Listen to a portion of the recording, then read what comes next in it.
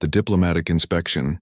Inspector Zethara's transport ship dropped out of hyperspace at the edge of the Sol system, her forearms working efficiently across the control panels as she began her standard security assessment. As the Galactic Federation's senior defense analyst, she had inspected the protective systems of over 300 worlds. Each species had their own approach to planetary defense, but they all followed the same basic principle: build walls between your home and danger. The Thoraxian Empire constructed molecular barriers that could withstand stellar flares. The peaceful Malori surrounded their worlds with gravity wells that crushed incoming asteroids into harmless dust. Even the nomadic Veltar maintained portable shield generators that could envelop their fleet cities in impenetrable energy fields. Every civilized species understood the fundamental rule of survival: protect what you cannot afford to lose. But as Zethara's sensors swept across Earth's orbital space, she found nothing. No defensive satellites, no energy barriers, no gravitational manipulators. The human homeworld sat naked in space, protected by nothing more than its thin atmosphere and magnetic field. Captain Elena Rodriguez's voice crackled through the communication system, warm and professional. "Inspector Zethara, welcome to Earth.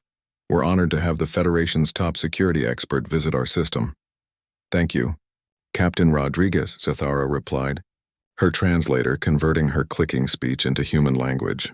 "I must admit I'm somewhat confused by my initial scans. Our records show that humanity has been a Federation member for 37 years, yet I detect no orbital defense platforms around your primary world." Rodriguez's laugh was light and unconcerned. "We prefer a more direct approach to security, Inspector. Please dock with Platform 7, and I'll give you the full tour of our defensive capabilities." Zethara guided her ship to the designated docking platform, noting that even this structure appeared to be primarily civilian in nature. Where were the weapon emplacements? The shield generators?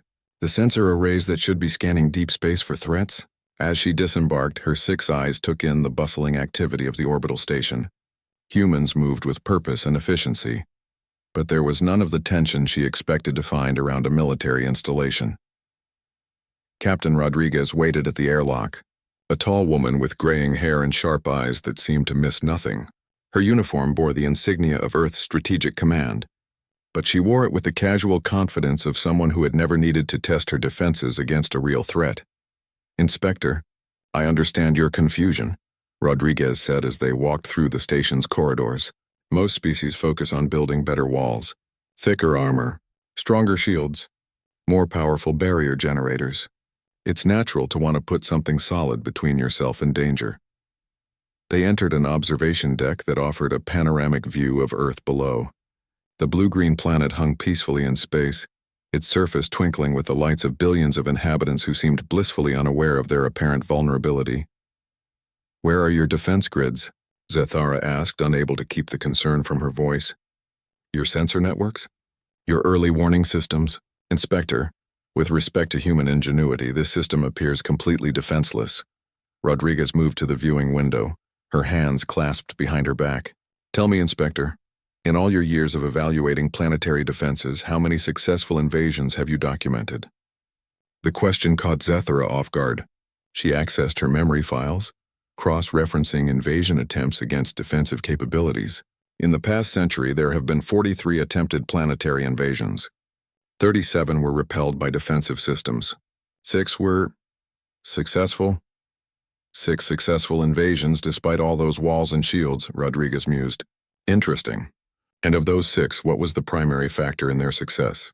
Zethara's analysis subroutines provided the answer almost immediately. In each case, the attacking force found a way to overcome or bypass the defensive systems. Superior technology, tactical innovation, or numerical advantage rendered the static defenses insufficient. "Exactly," Rodriguez said, turning from the window. "Every wall can be broken, Inspector. Every shield can be penetrated. Every barrier can be bypassed. Traditional defenses are reactive. They wait for the threat to arrive, then try to stop it. But by then you're already fighting on your own doorstep." They moved deeper into the station, passing through sections that looked more like a coordination center than a fortress. Holographic displays showed star maps and fleet positions, but not in the pattern Zethara expected. Instead of defensive formations around Earth, The displays showed human ships scattered across hundreds of star systems.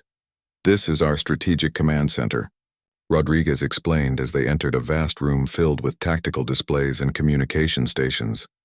"From here, we coordinate Earth's protection across a sphere of influence that extends 200 light-years in every direction." Zathara studied the displays, her analytical mind trying to make sense of what she was seeing. "These appear to be attack formations, not defensive positions. Your fleets are positioned near other worlds, other civilizations. How does this protect Earth?"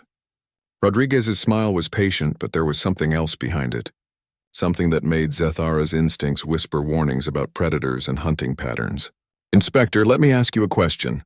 If someone was planning to attack your family, would you wait for them to show up at your front door, or would you go have a conversation with them first?" The implications of the question sent a chill through Zathara's exoskeleton. She had studied human military history as part of her preparation for this inspection, but seeing their philosophy in action was different from reading about it in reports. Humans didn't build walls. They eliminated the need for walls by ensuring no one wanted to test them. "Captain Rodriguez," Zathara said carefully, "are you suggesting that Earth's defense strategy is preemptive?" "I'm suggesting that the best way to protect your home is to make sure threats never get close enough to threaten it," Rodriguez replied. "We don't wait for someone to point a weapon at Earth. We have a conversation with them while they're still deciding whether to build the weapon."